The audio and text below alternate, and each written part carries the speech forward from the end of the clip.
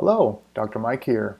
This is a series 2 of my cybersecurity lectures for my new textbook for my CIS-2640 Network Security, I like to call it actually Security Plus class. There could be some references to previous lectures, and I'll probably post that playlist somewhere whenever I teach.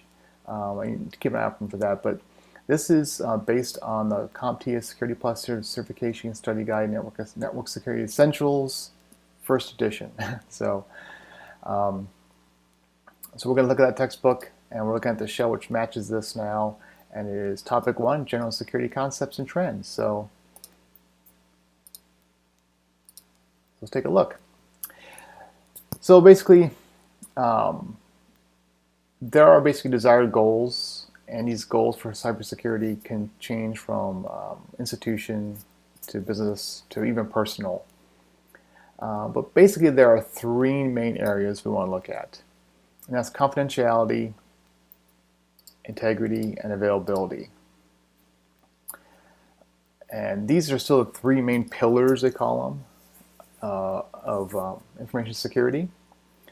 And it's CIA, if you remember that. And yes, it sounds like the CIA. It's not the Langley bunch there, but think of that way. Easier to remember this is CIA, with security, the CIA, and we have CIA and cybersecurity, which is these three principles. So pretty straightforward. We'll talk about it real quick. Confidentiality is what it sounds like. Want to make sure that you don't want to disclose information for anyone that's unauthorized. That's pretty straightforward. So if someone has been authorized and they have they've been authorized and they have the access for that level 2. So I won't talk about that in a second. We'll talk about access and auth controls, and this chapter just briefly talks about it. And we're going to cover this. Again, this is an introduction. So integrity. We want to make sure the information we have has not been modified. And we've probably heard the term blockchain. That's a huge term right now. It's been around for a while. It's sort of an integrity chain. There's a lot of integrity ways to check, and this can go everything from the integrity of the data, piece of data, make sure that has been changed.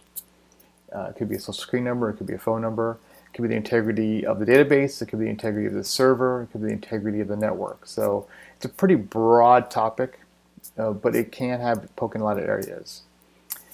Availability.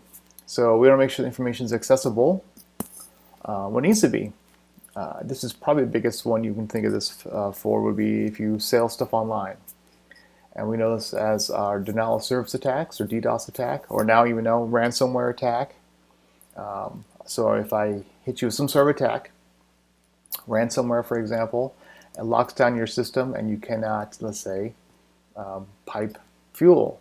You can't transport fuel anymore because the computers are locked down. That availability impact can actually come to the physical world. And we've seen this, at least at the time of this recording, already with a few areas, so with ransomware. But availability can also come in the face of, if I take your servers down with a DDoS attack, and this was probably reflected back to what we normally refer to as availability is the server up, can I get to make sales, or can I get to the records I need to get to? So it could be records for medical records. It could be Amazon.com. If their servers go down, that availability costs money. If the medical records are not available, it could cost lives. So in the case of previous news here, if the fuel pipeline is not being pumped, it's availability of fuel. So one of those three topics is pretty important. Part of this chapter, those three main principles of cybersecurity. Most goals will actually reflect and go back to these in some form. So you can take those and break them out. And we'll get that in vulnerability risk assessments and stuff also lead up to this. That's later in the course. But think about our information states too. So how we keep these principles, we need to understand our information, our data, and how it states. So this is usually called, we provide safeguards. And this is what we call defense in depth. So, or diversity of defense or defense in depth.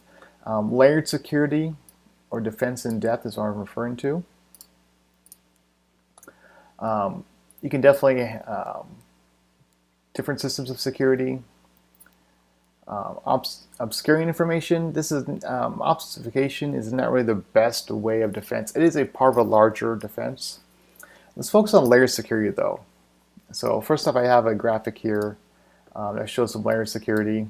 And this is a pretty major, there's a lot of stuff on this graphic here, but it's pretty good. And I'll actually just do a real quick example here of this. But you can see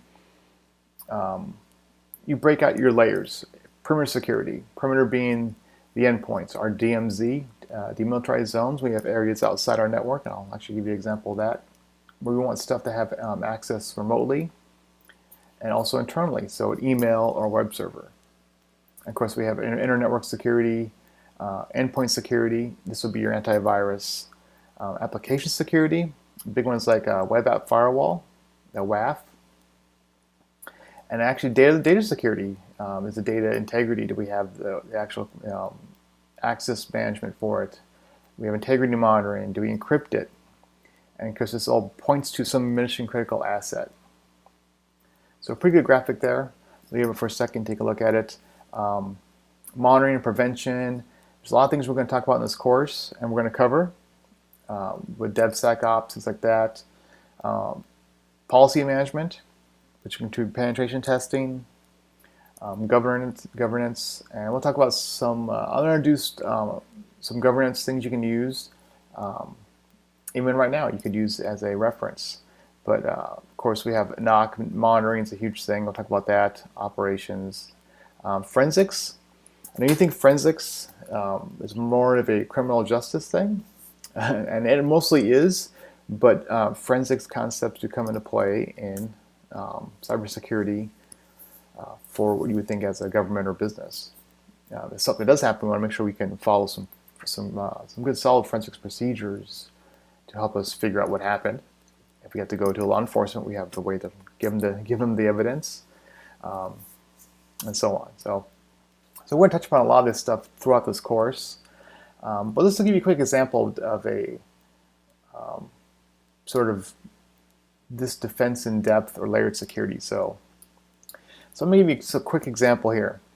And so we have a server that's internal. And our server itself, we have a SSH. So we want Secure Shell to run. And so the way that we might maybe take that larger graphic and apply layer security to more of a smaller focus here is we want to secure SSH. It needs access from certain areas, but we don't want to allow it from other areas. So our server itself, we can set up a firewall on our server. Now we actually have endpoint firewalls or web application security, WAPs, web application firewalls, things like that. We can employ these for our server. Again, our server may have a database on it that's accessible from SSH. So of course we know our firewall, well, SSH comes over port 22. Well, we want to keep it open, but there are ways you can employ some intelligent firewalls, and you can also employ things in your just basic firewall to restrict the IP address range. To do that, one thing we can do right here is there is something called the hosts. I'm going to try to scratch this out here. Hosts.allow. This is in Linux, so this is equivalent as a Linux server. So a host.allow file. In here I can say SSHD is only allowed from 124.10.0/24 network.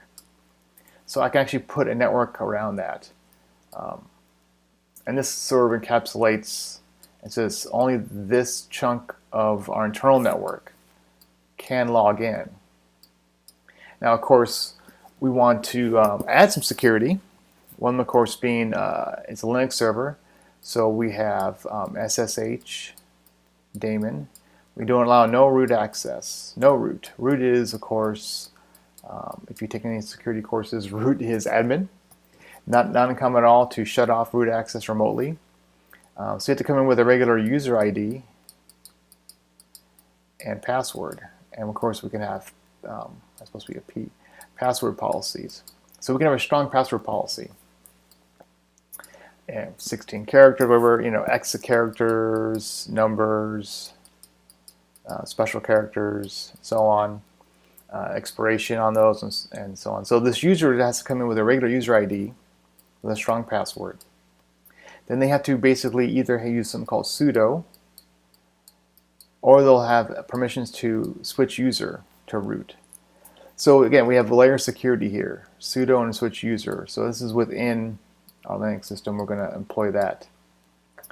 So again, here's the 124.10.0.0 subnet, and then again, it might have a network. You should have a network controller that only allows maybe internal networks. And so you can see how we're layering stuff here. This is a hardware firewall. This is part of our network. This was the HW there. Hardware firewall. Part of our network controller, our router or switch can actually do that too. And then we're going to go through the course. Don't worry, it's a lot here. We're going to go through the course, talk about these various things. But you can see how you can employ both software. You can employ some principles in software or in their system, which would be a strong password policy. So that would be a PAM in Linux. You can do a PAM, strong authorization, and of course we can use something like host.allow, which again is going to go and add a layer. And we can also do the firewall too. So the firewall and host.allow are only going to allow this network in to port 22.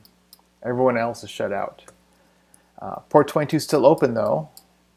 It is open to the broader internal network. This will be our office.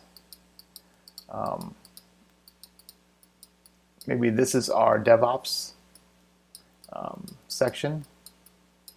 So of course, so Office can SSH into here, and it can be resources they need.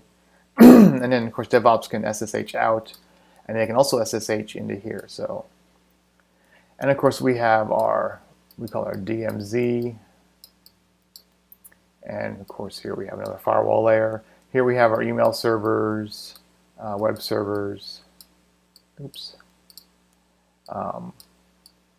need access both internally and internally, and there could be a separate isolated network that handles those. So network isolation is another part of that. We're going to talk about that also during the course, their network architecture. So you just don't build one thing. If I need secure access to this database, I'm going to give certain accounts, certain user IDs, the ability to either sudo or switch user to root, or switch user to maybe a Oracle user or a database user that does have access to this database. And of course, part of the defense in depth is the database is encrypted. So it's encrypted, and it's also backed up both maybe on site and to an external resource, maybe in the cloud. So backups are a huge part of this. So there's a broad span here, and I know that's a lot of chicken scratch I got down there, but hopefully you can see how defense in depth comes into a lot of places. It comes in to our states. Let's talk about our transmission states. So we talk about communication security. This is really one state, and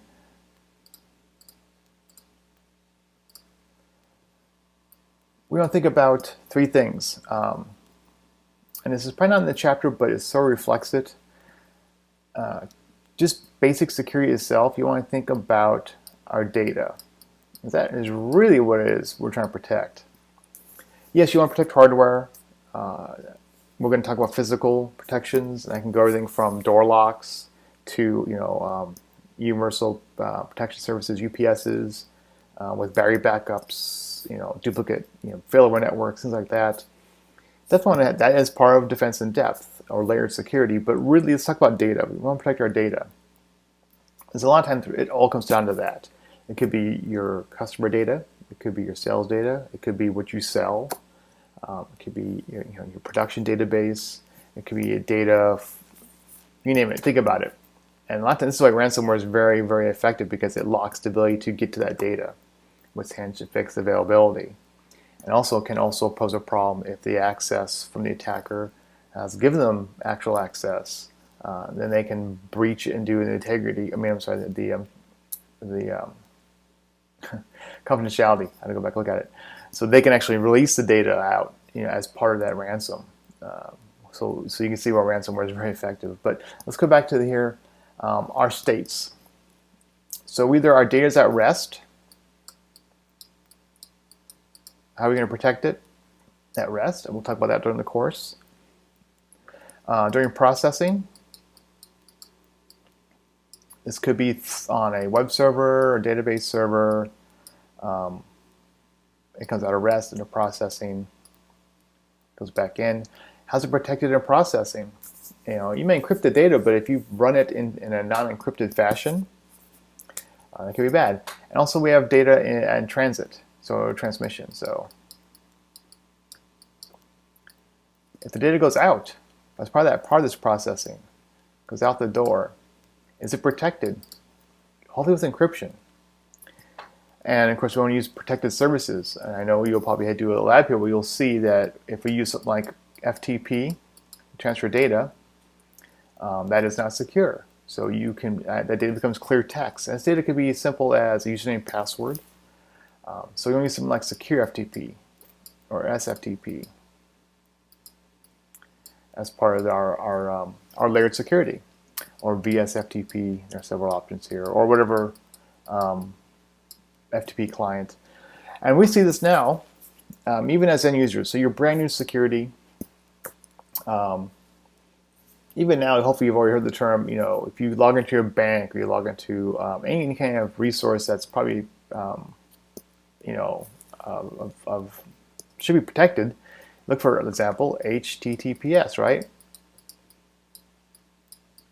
And of course, we want to see that our web browser also acknowledges that the endpoint is using PKI to, so I am logged into google.com or I am logged into eLearn, whatever it may be, and they are who they say they are. So we have HTTPS and we have PKI, and we're going to talk about this during the course. That gets employed: PKI for integrity, HTTPS to help confidentiality and integrity of that. So you can see where we had this secure part, and of course we talked about SSH a second ago. SSH, secure shell, there's their S inside there. That actually took over what we would call telnet, which was this open text. So you're going to talk about this during the lab, I believe, for this topic. You will actually capture some traffic, and you can see the difference between secure and unsecure FTP. So other stuff, of course, authentication. I talked about it before. I had this already on the slide. Password itself, we know password as being probably one of the biggest things, that is one of the biggest issues today. And so we'll look at two-factor authentication, and we'll talk about this later in the course. We will talk about multi-factor authentication. You can probably guess this is probably one of the best ways to add protection in. So if we went back to which I'm not going to bring it back up here, we went back inside here, we went back to that layered security thing I added. So maybe one of the things I would do is, if you need to become root, it's going to prompt you to use some sort of security authenticator, maybe a Google authenticator, maybe on a mobile device that you own or have access to, and that's going to add an ability. I need to put an authentication code. I got that for Steam, for example. On my Steam account, have an authenticator, as well as a couple other things. So, so password, maybe some sort of a token or card or badge. The employee badge itself could have some sort of chip embedded inside of it that could be part of this authentication. And of course, biometrics. So we're going to talk about biometrics and all this stuff during the course. But access control is very important. Authentication. Now, part of authentication, of course, this is really access control. So really, access control is password, or password with a multi-factor authentication. And of course, that's part of authentication. But authentication, we're going to take it broader, and we need to look at authorization. Again, this is going to be something in the course. So authentication is going to let me know, I'm going to be able to prove who I am. and it could be with a simple username and password, fingerprint, username, password, maybe a SIM code sent to my phone, or biometrics. Authenticate. So authorization, after I do authenticate, authorization tells me, hey, you already say you are, now you have access to your home drive, for example, maybe your OneDrive at school. And that's an important thing. Part of the defense in depth is the least amount of access needed. So remember the old need to know? On a need to know basis. Well, do you need to access? And one of the things I've seen in my career in cybersecurity is sometimes too much access is given, and it could be just convenience. It could be a test server. Always give all the testers admin access. It was just too much trouble to go in and give them all user access. Well, that test server gets breached. All those user access accounts have admin access, which gives admin access to the higher level cloud access. And you can see it takes one small thing to sort of break in and cause an issue. So we're going to talk about authorization and access controls later in the course, but this chapter gives you a little quick summary about it. So social engineering, definitely the biggest one here. When it comes to security systems, the carbon-based life form is the weakest link. You are, I am, the employee, and really the best attacks a lot of times don't attack the network. You attack the people. And I don't even physically attack them, but I mean social engineer them. And we see this with phishing, which is listed here as a security trend. Phishing is a huge deal. This is how, if you do some research, do some reading, you will find phishing is still the biggest attack vector. And a lot of times phishing, you use something called FUD. Fear, uncertainty, and doubt. So, and you have to target, but a lot of times they're all older population. And phishing can come across from a phone call, a written letter mailed,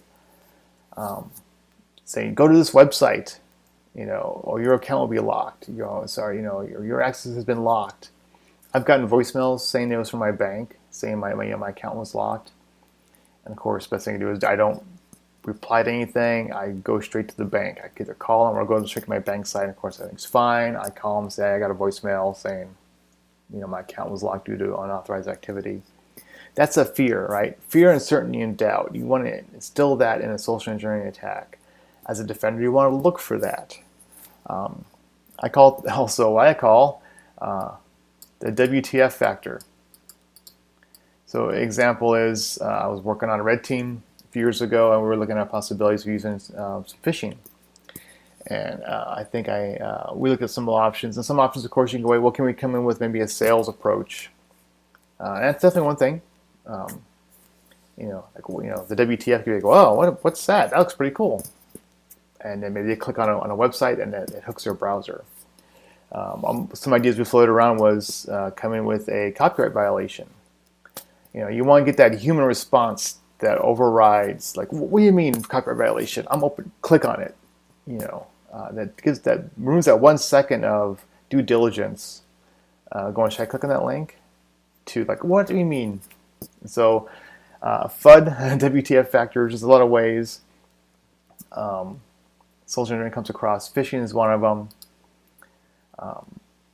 So due care, due diligence. We're definitely going to talk about it during the course. And that's what we're here for. Security Plus. It's about protection. Due diligence is just that. Trying your best, which could be maybe mean social engineering training. And we're going to talk about that in the course. Training. Using the best resources available to help with protecting CIA. I'm going to talk about one here. And we're going to talk about this throughout the course. You can see me bring in several of these things, SANS and things like that, OWASP. But one of them we're going to talk about here is NIST. And I'm going to bring it right here at the week 1. You can think to yourself, when you come into a job role, you're like, wow, where do you start, right? You're a brand new cybersecurity engineer. How do we protect our database? How do we protect our network. I hired you on, you tell me how we do it. You come up with a plan. I need it by next week. So good thing is, doing due diligence is actually finding the best available resources. It's not in the chapter, but we talk about something called NIST. So NIST, of course, is the National Institution of Standards and Technology. Pretty broad thing there. That's a broad topic. NIST has all kinds of publications here. Now, this is NIST.gov/publications. And you can see buildings, fire, manufacturing, biometrics, chemistry, cybersecurity. So you click on that, and there is actually a cybersecurity search publications. Now, what we want to talk about is the NIST SP series, Special Publications. So if I click here, there are all kinds. There's standards, product standards, notes, and so on. Look at NIST SP. And we're going to refer to these SP documents a lot. So example, let's say we need to control unclassified information. Or let's say we want to do how we secure a small business. This is a great one. On IoT, Internet of Things. Huge topic there. Definitely going to talk about IoT during the course. So you can see that NIST is a great way. So I can go here, click on this, and I have an abstract here. And these are all free resources. So NIST SP, this is NIST SP 1800-15. Talks about manufacturing usage descriptions and Internet of Things. And the best thing is you can maybe go to these and download them, and you can you don't have to use the whole thing. So when you download these, you can refer to these and say, okay, I'm going to create my own network IoT policy for my small business. I was given guidance by the CIO to do this. So I'm going to use the NIST SP 1800-15. Looks great. You put that at the very beginning. Here's a link to an abstract of the source document I created my policy from. And you can cherry pick through this, whenever it loads here. You can cherry pick through it, and you can find the parts that make sense. So you don't, that's a big document. I don't have to go through this and take it as verbatim. I can go through and say, how are we going to support security characteristics analysis, mapping, building. A lot of stuff here. So again, here we go. Classify IoT devices by their platform. So maybe classification is a good thing. Here we go. DHCP servers, IoT devices. Let's jump here. I can cherry pick this and find stuff I can put into my own security policy or procedure, policy, standards for my company. And the best part is I can refer to saying I got this from NIST, and it's going to look good on you, but also it gives you a place to start. And there's a lot of these examples. Here that I'm going to talk about during the course, and I'll show you some examples in NIST publications that we use, as well as other resources, MITRE, the attack framework, and as well as OWASP, the OWASP top 10. We're definitely going to talk about that one. So keep that in mind. There's a lot of resources out there that will help you in